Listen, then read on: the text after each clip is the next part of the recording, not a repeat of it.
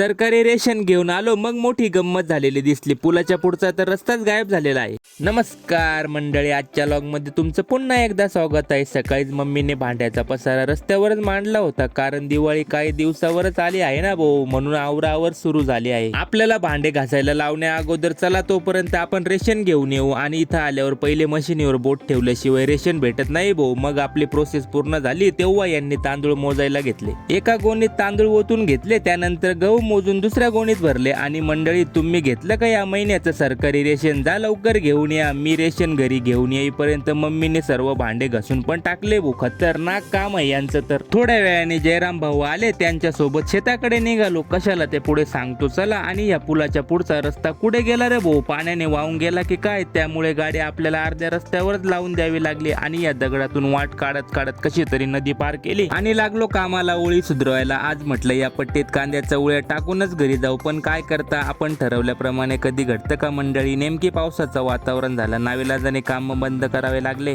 काय घरी जायचा? पाण्याचं वातावरण बी झालं, चल घरी. मग जयराम भाऊने वळवली गाडी. पाऊस येण्या अगोदर आम्ही निघालो घरी. भेटूया उद्याच्या लॉग मध्ये मंडळी.